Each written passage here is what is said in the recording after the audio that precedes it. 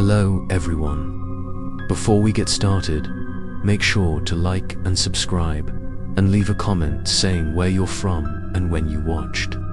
That way, YouTube will continue to show you stories like this. Now, let's get started.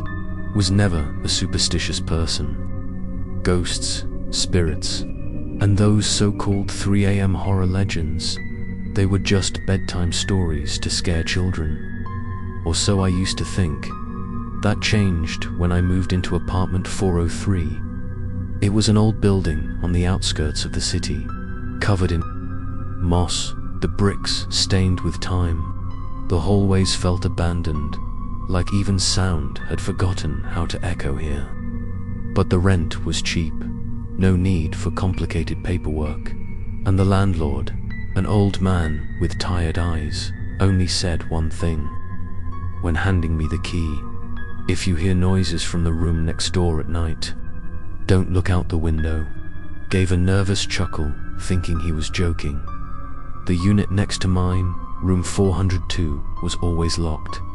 I never saw anyone enter or leave, not even footsteps. But the light inside, it was always on, day or night, never once turned off. At first, I assumed the tenant worked night shifts, or maybe they had insomnia, but things got strange after the second week. Started feeling watched. Whether I was watching TV, working on my laptop, or just pouring myself a glass of water, I always had this creeping sense that someone was behind me, or looking straight through the wall between our rooms.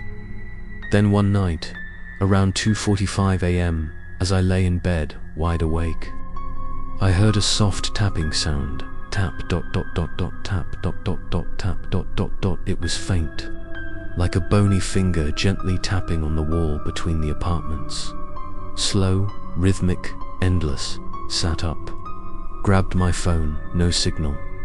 1 minute, then 2. The tapping continued, like a lullaby made to paralyze. Tiptoed toward the window. The wind brushed the curtain gently, making it shiver like it knew something I didn't. Shouldn't have done it. But curiosity always wins. Pulled the curtain aside. Across from me, the window to room 402. There was a slit in the curtain, just wide enough to reveal a pair of eyes, unblinking, motionless, black as pits, as if carved into nothingness. Froze.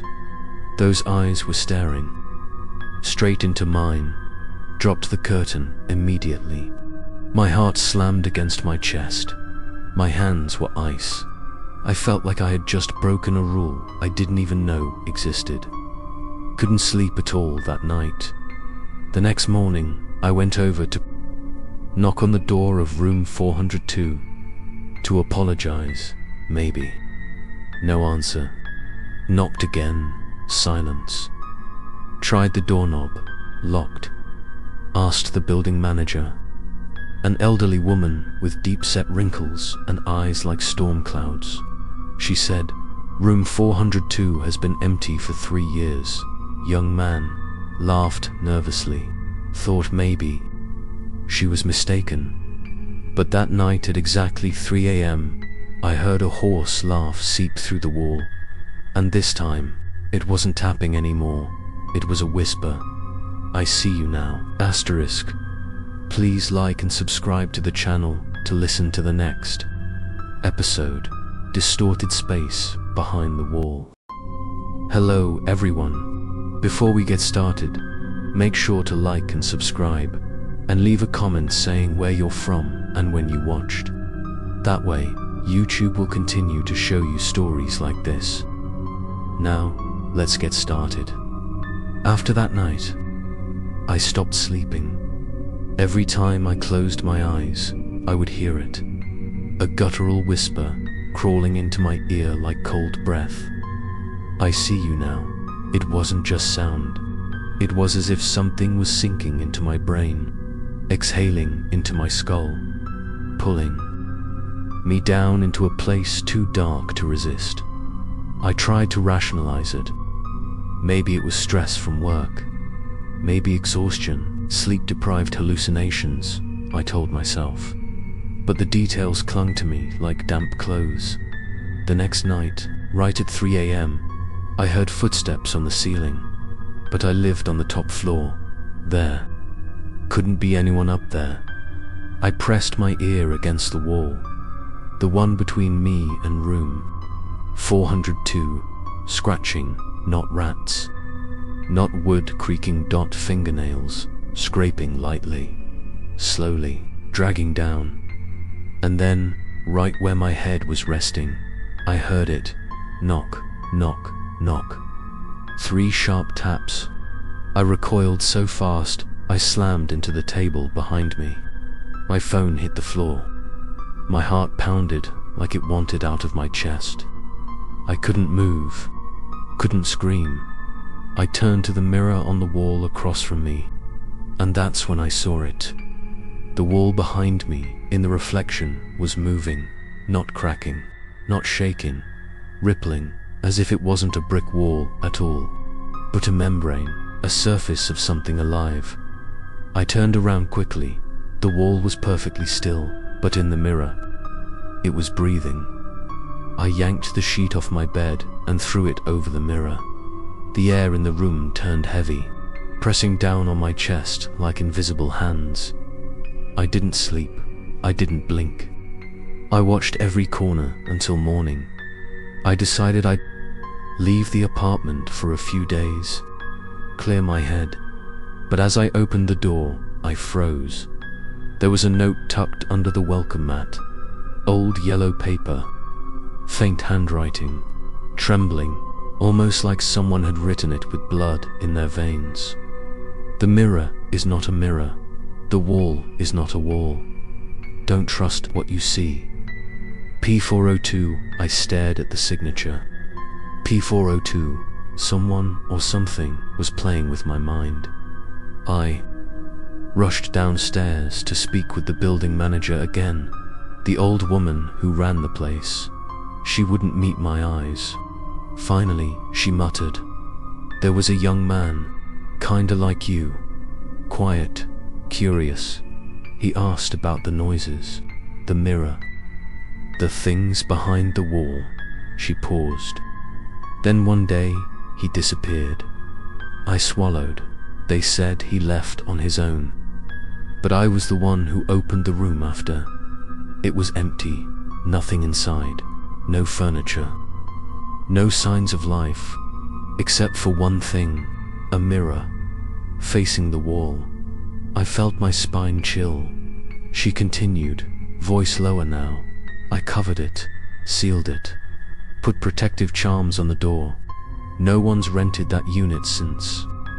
But the light in there, it's always on." She urged me to move out, and I would have, if not for what happened that night.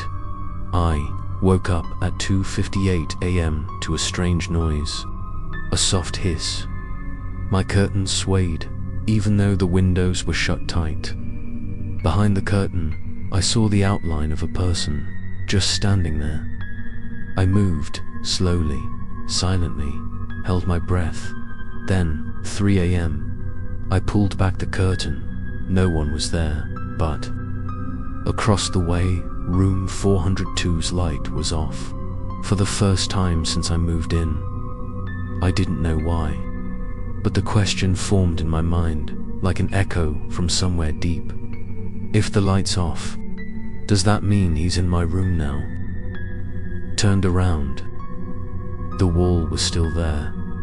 Silent, I looked at the mirror. My reflection was gone. In its place stood a black silhouette, unmoving, head tilted, staring at me with hollow eye sockets. And behind it, the wall began to open. Like a mouth, asterisk please. Like and subscribe to the channel to listen to the next episode. The entity behind the wall. Hello everyone. Before we get started, make sure to like and subscribe, and leave a comment saying where you're from and when you watched. That way, YouTube will continue to show you stories like this. Now, Let's get started. I stumbled backward. The moment I saw the image in the mirror, I wasn't there anymore. Instead, a tall, slender shadow stood in my place, its head tilted slightly, two sunken, hollow eyes staring right at me. And behind it, the wall had cracked open like a mouth of raw flesh, gaping wider and wider. I turned around to look at the wall behind me, still intact. No cracks, no shadow. But when I looked back at the mirror, the dark figure was closer. I stepped back. In the mirror, it stepped forward. One step, two. The distance between us, in the reflection, was shrinking, even though I hadn't moved in the real room. And then, it lifted its hand. Long fingers, pitch black, charred as if they had been burned. It touched the inside of the glass. I heard a soft click inside my skull, like a rusty lock sliding open for the first time in years. The figure in the mirror smiled, a crooked, distorted smile. I couldn't take it anymore. I grabbed a blanket, threw it over the mirror, and taped down every corner, sealing it like I was hiding a corpse. Then I turned on every light, blasted music, did everything I could to convince myself it was just a dream. But the whispers, they didn't stop. They crawled inside my head like worms in a grave. You opened the door. I'm coming out now. I must have fallen asleep at some point. When I woke up, it was already daylight. The mirror was still covered. No shadows. The wall was normal. I almost convinced myself it was just a vivid hallucination from sleep deprivation, until I walked out of my room and saw that the hallway mirror, the one outside my door, had a fresh crack, a thin fracture, identical to the one I had seen last night in the reflection. The air smelled damp, moldy. I looked around, no one. The entire fourth floor felt dead. But at the far end of the corridor, in front of apartment 402, I saw it. A single footprint, black as ash, pressed into the doormat. I tried calling my mum, my friends, but my phone would lose signal every time I said 402. That evening, I visited a nearby church. The only person who didn't laugh when I said, "The wall in my room is breathing, and something is stepping out of the mirror." The priest didn't say a word. He looked at me in silence, then pulled from his robe a piece of parchment, a talisman hand-drawn in red ink. "Tape this to the wall across from the mirror," he said. So I did, that very night at exactly 3 a.m. I woke up again. There was a sound, a rasping, tearing sound. But this time, something was different. It sounded stuck, like something trying to slice through skin, but couldn't quite break free. I looked at the wall. The talisman I had taped up was burning, not spreading. Fire just smoldering round the charm itself, glowing red like a coal. Then, a blackened hand slammed from the inside of the wall, shaking the entire apartment. I screamed and backed into the far corner. Then I saw it, a crack splitting open the wall, and from it, a face emerged. It had no eyes, no nose, just smooth, skin like flesh, and a mouth without lips, wide open. And it whispered, in the voice I'd heard for nights now, "Thank you for letting me out." The room warped. The ceiling spun. The lights flickered. The mirror rippled like boiling water, and then it was gone. Silence. Everything went back to normal. The mirror was whole. The wall was smooth. The lights stopped flickering. I looked at my phone, 3:17 a.m. But what made my blood freeze wasn't the time. It was when I opened my front camera to check my face, and saw another face right behind mine.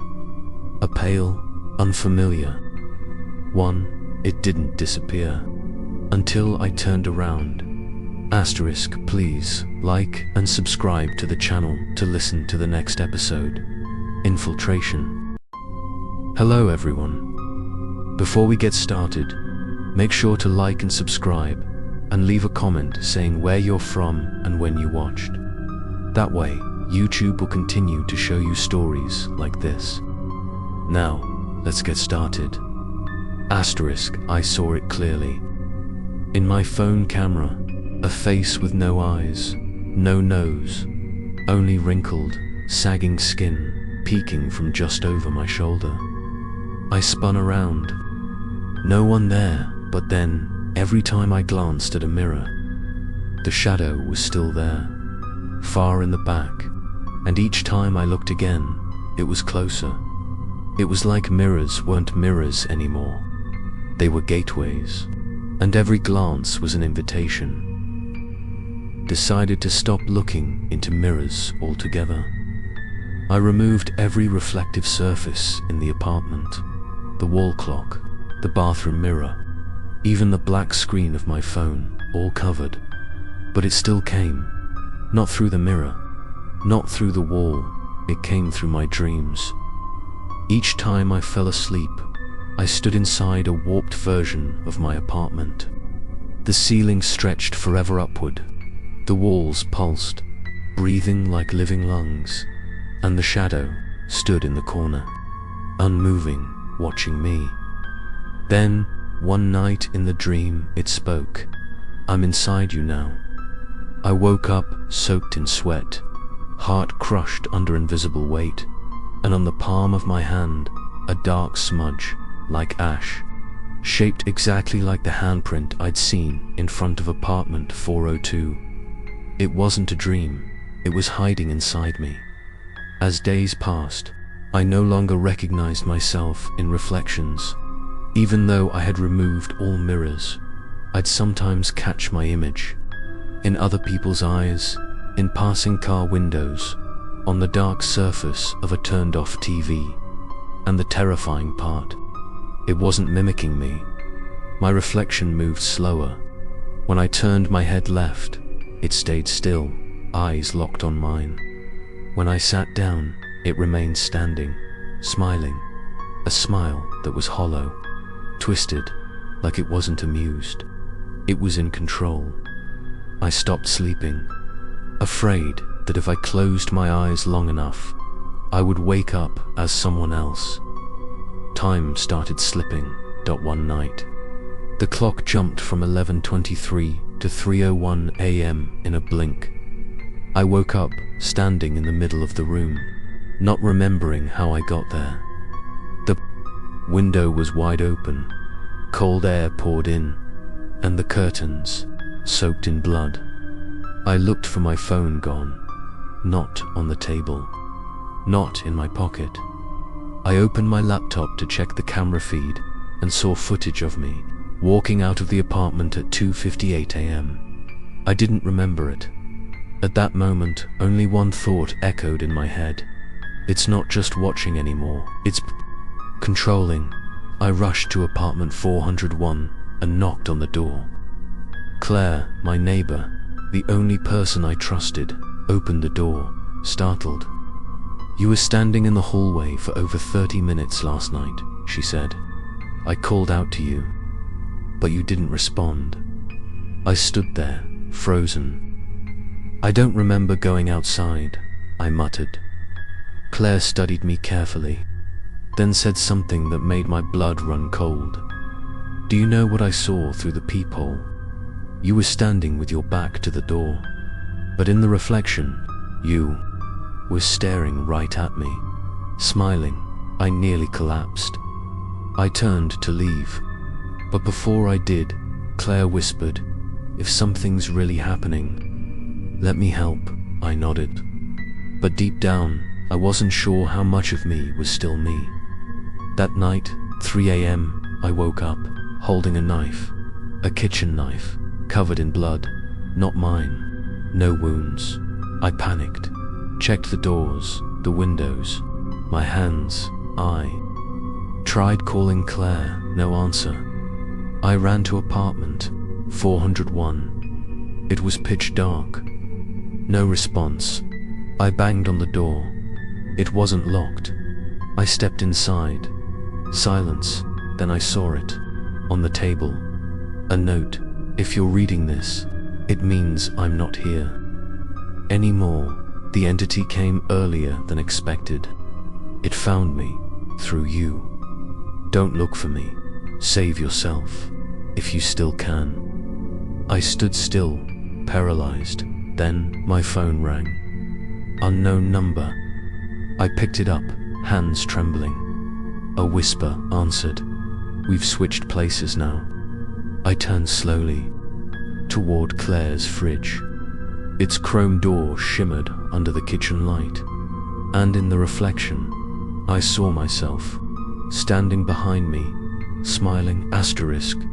Watch the next episode, part 5, Stolen Memories, where the narrator begins to lose all sense of reality, unable to distinguish between himself and the thing in the mirror, as every memory begins to twist and decay. Hello everyone. Before we get started, make sure to like and subscribe, and leave a comment saying where you're from and when you watched. That way, YouTube will continue to show you stories like this. Now, let's get started. I no longer remembered who I was. Not in the sense of forgetting my name or hometown, but every memory I had felt ... overwritten, like old footage recorded over by someone else. The morning after I left Claire's apartment, I tried to return home, but my key no longer fit the lock. I tried again, hands trembling, heart pounding. Then a man opened the door from inside the apartment and glared at me. Who are you? Why are you jamming a key into my door? I froze. I pointed at the number on the door, -403. That was the unit I'd been renting, but the number plate read, clear as day, 502. I rushed downstairs to the front desk, but the old lady wasn't there anymore. Instead, a young receptionist I'd never seen before sat behind the desk. When I asked about the older woman, she frowned. I've worked here for over 2 years. There's never been anyone like that. I asked her about apartment 402. She flipped through the registry, then shook her head. There's no apartment 402 in this building. On the 4th floor, there's only 401, 403, and a storage room. A cold shiver spread down my spine. Reality was being rewritten. I ran through the building, searching for a mirror. Any reflective surface where I could see myself, and in every single one, I saw me. But not quite. My eyes were deeper set, my cheeks sunken, and behind me, that shadow always moved half a beat behind. I opened my phone. My photo album was now filled with pictures of me standing next to strangers in the photos. I wore different clothes. My hair was longer. My face, like someone pretending to be human. I had no memory of taking those pictures, no recollection of visiting those places. Yet every photo had full metadata, timestamps, GPS location, even face recognition tags. When I tried calling my mother, a voice message said, "Sorry, this number is no longer in service." I tried again. This time, my own voice answered. From the other side of the line, my voice calmly said, "I'm doing fine. Stop interfering." I dropped the phone, shaking. I went home, or whatever that was. Now everything looked familiar, but off. There was a photo on the wall, me and Claire. Smiling. I never took that picture. I never smiled like that. That smile wasn't mine. It wasn't real. I stormed into the bathroom, staring into the mirror. "Who am I screamed. My reflection didn't answer. Then slowly it smiled. I wasn't smiling. I raised my arm to smash the mirror, but my reflection kept its arm low. Still, I wasn't looking at myself anymore. I was looking at someone else. Someone wearing my skin, my clothes, but not me. "Who are you?" I yelled. It tilted its head and replied, "You already know, I'm the neighbor." I never slept. I just waited. Waited for the right mirror to open. Then 3 chimes. I turned. The wall clock pointed to exactly 3 a.m. A key. I looked back at the mirror and I was no longer there. Only he remained, smiling, waving. And this time, he didn't stay behind. He stepped through to be continued. Watch. The next episode, segment 6. The one wearing my face, where the narrator is slowly replaced by the entity from the mirror, and the imposter begins to live a life the real one can no longer control. Asterisk. Hello everyone. Before we get started, make sure to like and subscribe, and leave a comment saying where you're from and when you watched. That way, YouTube will continue to show you stories like this. Now, let's get started. Asterisk. No sound. Number 2. Flash of light. No supernatural effect. Just a single, quiet step forward. Then I saw him standing right across from me, with my face, but eyes completely empty. No emotion, no soul. I backed away, stammering, "You're not real. You're just a hallucination. You're not real." He just smiled, that same twisted smile I had seen in my dreams. "I'm more real than you'll ever be." He stepped closer, panicking. I grabbed a chair and hurled it at the mirror. It didn't break. I looked again. He was no longer in the reflection. He was standing next to me, in the room. I bolted out of the apartment, sprinting down the hallway. All the doors shut tight. The building dead silent. Only me and him. His shadow stretched far behind him, dragging like a slick stain across the floor, though the ceiling lights never flickered. Every step he took was silent. I ducked into the stairwell, my chest about to explode. I glanced at my phone. He was waving at me from the doorway of my apartment. Then, he closed the door. He was inside my home. I called the police. They arrived. I pointed at the door, insisting someone had broken in. They opened it, and everything inside was perfect. A flawless replica of my apartment. Neat, clean, untouched by anything strange. And there, sitting in the middle of the room, was me, reading a book, looking up, smiling politely. "Is there a problem, office?" My voice, my mannerisms, every detail spot on. I screamed, "That's not me. I'm the real tenant here." The officers looked at me like I was insane. The me in the apartment turned to them with a sympathetic look. "He suffers from dissociative identity disorder. I've been trying to help him get better." The police placed a hand on my shoulder. "Sir, we need you to come with us." They escorted me out, and behind the 4th floor window, he stood, watching, smiling, waving. "Goodbye," I tried to scream, but no one believed me. Every document, ID, accounts, even my lease, now bore his name. He was living my life, better than I ever did. They placed me in a psychiatric facility for evaluation. No phones, no mirrors, no reflective surfaces. But the worst part, I began to hear him inside my head. "I'm not just living your life, I'm fixing it." Every memory I tried to recall, he appeared in it. My graduation day, he was standing at the center of the courtyard. My 18th birthday, he blew out the candles. my first kiss. In the memory, her eyes didn't look at me. They were looking at him. He had replaced me even in the past. I screamed, slammed my head against the wall, desperate to hold on to something, anything that was still mine. Nurses rushed in, held me down, but I saw it one of the nurses had Claire's face. Claire, is that your? I cried. She tilted her head, whispering, Claire, she lives. On the other side of the mirror now. I froze.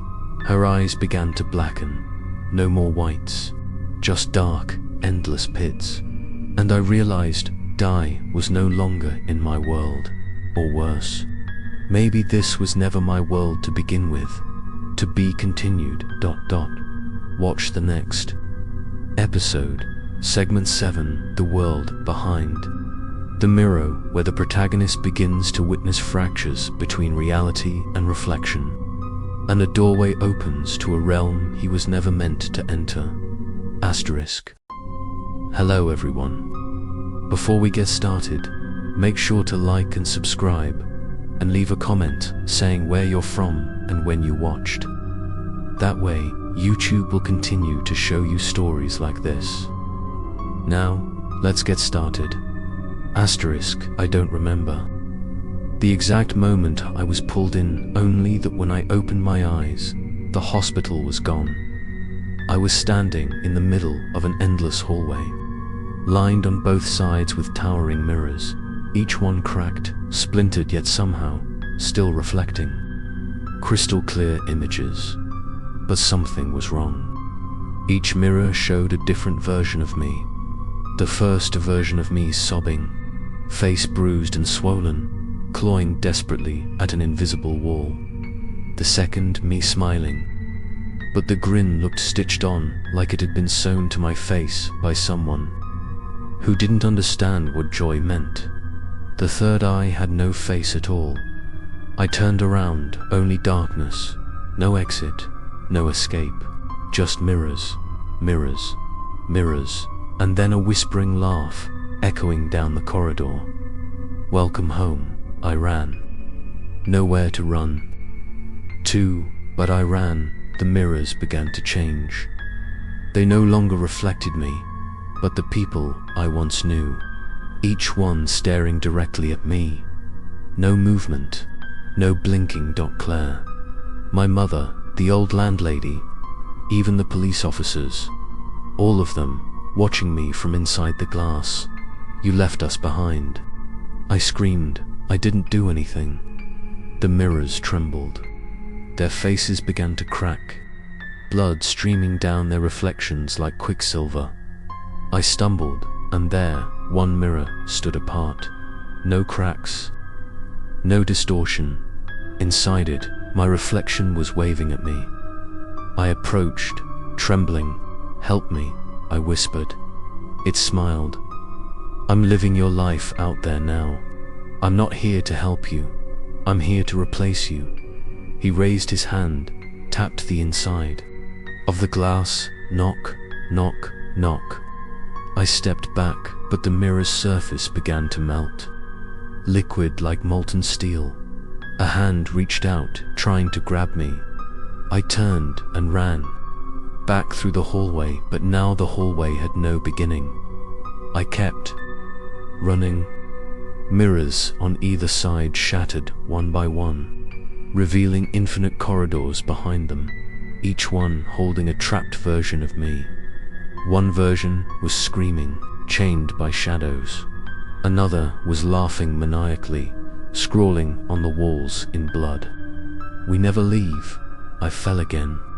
The floor cracked and I plunged downward, falling through layers of floating mirrors, each one showing a life that wasn't mine, but all wore my face. One version of me was a teacher. Another had a family. One was hanging from a noose. Another stared straight at me, whispering, "It's a trap. Don't trust him." I crashed into an empty room. In the center, a mirror the size of a doorway, but it showed nothing. Pitch black, like a dead sky. Then 3 knocks. Knock, knock, knock. A voice spoke my voice. You can go back, but you have to trade. Something, a memory, a soul, or someone else to take your place. I screamed, I just want to live again, please. The mirror began to glow, and I saw her Claire, sitting alone in a dark room, staring blankly at her computer screen, eyes vacant. And then my voice echoed again, her, or you stay here forever. I didn't answer. I couldn't breathe, because I knew he was giving me a choice, to be continued. Watch the next episode, Segment 8, The Reflected One's Bargain, where the protagonist must sacrifice something sacred to escape the mirror world, only to learn that every price here is never what it seems, and never fair. Hello everyone. Before we get started, make sure to like and subscribe, and leave a comment saying where you're from and when you watched. That way, YouTube will continue to show you stories like this. Now, let's get started. Asterisk, choose. His voice echoed through the dark room, a sound without direction, slithering into my bones like cold metal. Her or you? I stared into the obsidian mirror before me. Now, it showed Claire sitting in a dim room, holding her head in her hands, tears falling silently. She whispered something I couldn't hear the words, but her lips kept moving. Are you there? I choked. She still remembered me, while the world had forgotten, while they'd replaced me, while they branded me insane. Claire still believed I existed, and because of that, she had become bait. Bring her in, let her take your place, and you walk free. I shook my head, screaming, no, I'm not you. I'll never do that. The room erupted in laughter, a jagged, inhuman cackle that cut through the air all around me. Mirrors shattered, and grotesque versions of myself crawled out, eyes burning with hatred, voices overlapping. They all say that, at first. I dropped to my knees, clutching a photo I once kept hidden in my wallet, me and Claire, smiling under golden lights, the day we moved into the apartment. I whispered, Claire, I'm sorry, if I have to choose. Then Claire looked up in the mirror. She stared straight into me. You don't need to save me, she said. I've already stepped in. I jumped to my feet. The mirror trembled violently. What? A crack splintered across the glass, from the upper corner to its center. Claire's voice echoed through the void. I saw you. I know where you are, and I chose to come to you so you wouldn't have to choose to leave me. I stumbled back in shock. No, you don't belong here. A metallic clack behind me, a mirror door swung open. There she was, Claire for real, hair messy, eyes swollen. She stepped into the mirrored world, looked at me, then around the room. You don't have to trade anything, she said softly, if we leave together. But then the reflected voice hissed, there's no such thing. Two souls can't share one exit. One must remain. One must vanish. The mirrors began spinning, spiraling into a whirlpool of shards, pulling everything toward it. Claire gripped my hand. I held hers tightly. I won't let you pay the price, I said. If anyone must disappear, it should be me. She shook her head. If you vanish, then I'll be gone too. The portal widened. On the other side, our old apartment, bathed in warm morning light, peaceful, untouched, as if nothing horrifying had ever happened.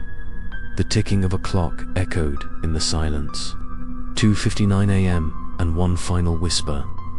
From the voice, choose, now, or be lost forever. I looked at Claire. She looked back, and together we jumped. I opened my eyes, white ceiling, Cold air, distant sound of traffic, sunlight bleeding through the curtains. I was lying in bed, my body whole, no broken mirrors, no blood, no shadow. I whispered, "Claire." No answer. I stumbled into the living room, empty, my phone still there. One new message, unknown number. "Congratulations, you made it back. But, are you sure only one came out?" I turned, slowly, to look at the bathroom mirror. There I was, and behind me, two shadows, to be continued. Watch the next episode, segment 9, the third in the mirrorware. The protagonist realizes more than one soul crossed the reflective gate, and something else has come through quietly replacing them both. Hello, everyone. Before we get started, make sure to like and subscribe, and leave a comment saying where you're from and when you watched. That way, YouTube will continue to show you stories like this. Now, let's get started. Asterisk. I stood in front of the mirror, holding my breath. Dim light reflected my own face, gaunt pale. But what stopped my heart wasn't me. It was the two shadows behind me. One was mine. One I recognized was Claire. She stood still, as if still shell-shocked from it all. And the third shadow was not human. It had no clear shape. It looked like a leftover stain of every soul that had ever crossed the mirror, torn apart and pieced back together in the wrong order. It shimmered, distorted. Its head shifted heights. Its legs dragged unnaturally long, then suddenly curled, like the broken limbs of a dead insect.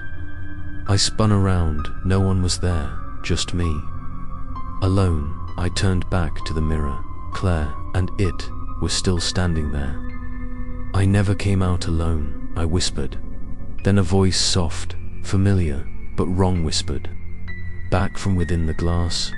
It sounded like me, but off-key, as if warped through a melted cassette, when to enter at once. Something older, hungrier, follows. I backed away. The mirror began to crack. I grabbed my phone. The text was still there, from the unknown number. "Are you sure Claire came out? Or was it just a part?" I bolted out of the apartment. I had to find her. I went to where Claire used to work. No one knew her. I went to apartment 401. No record of anyone named Claire ever living there. I began to doubt. I scrolled through my phone gallery. Not a single photo of her. The photo in my wall, I was standing alone, one arm extended, as if I once held someone. Beside me, someone who wasn't there. I ran back home, pulled out my laptop, searched emails, message logs. All traces of Claire were gone. In every chat window. My name appeared on both sides. "You've been talking to yourself this whole time," whispered the voice inside my head. I lunged toward the mirror, smashed it. Shards flew everywhere, and in one sliver, I saw Claire. She was trapped behind the fragment, her palm pressed to the inside, eyes filled with tears, but her mouth sewn shut with pitch-black thread. "You were left behind," I sobbed. And behind her, the third entity was crawling across the floor toward her. Its gaping mouth wasn't on its face, but on its stomach, lined with rows of jagged, gnashing teeth. I didn't think. I pressed my fingertip into the shard. Blood poured down. The air shimmered. The space grew salty and thin. I whispered, "Switch. Let me switch again." The mirror glowed crimson. Then, the three knocks I had come to dread. Knock, knock, knock. "It's not that easy anymore," the voice hissed. "To return now, you must leave behind a piece of your soul." Breathless, I said, "Take it. Any piece. Just." Let her out. Silence, then laughter. Twisted. "You still don't get it. She is the piece I took from you. You thought you brought her back. No, you brought me back. Wearing her face, I stared into the mirror shard. Claria, whatever wore her skin, smiled. The sides of her mouth tore open, stretching wide and unnatural. Her ice void black and bottomless. And when she spoke, it wasn't her voice anymore. Thanks for opening the door. Again, the lights in the room died. The mirror shattered completely, and in the darkness, I heard it bear footsteps on broken glass, slow, deliberate, unstoppable, coming for me to be continued. Watch the next episode, segment 10, Sleeping on the Other Side, where the protagonist confronts the entity that wears Claire's face, and the truth about who was really left behind will haunt you long after 3 a.m. Hello, everyone. Before we get started, make sure to like and subscribe, and leave a comment saying where you're from and when you watched. That way, YouTube will continue to show you stories like this. Now, let's get started. Asterisk, I could no longer hear the footsteps, only my heartbeat, pounding like war drums, and the breathing, someone's breath just inches behind my neck. I spun around. No one was there but the mirror. One shard remained unbroken, and in it I saw myself. Sleeping, that version of me lay on the floor, eyes closed, mouth slightly open, breathing calmly, as if everything was peaceful. And Meth One standing here could only watch from the outside, unable to touch, unable to change anything. You think you came back, a voice echoed from the dark. But you only woke up in a replica, a space built to keep your soul busy. The real you is still asleep. I screamed, I want to return. I want to truly wake up. A metallic laugh followed, like rust scraping glass. The real question is, who's dreaming and who's still asleep from the shadows? Claire's shape emerged, but now she no longer looked like Claire. Her face began to melt, flesh dripping like hot wax. Beneath the soft-skin mask was a head without eyes, only mouths. Dozens of mouths, all whispering, "We were you. We dreamed this dream once, and now we sleep forever." On the other side, I backed into the wall, trembling. The mirror shimmered.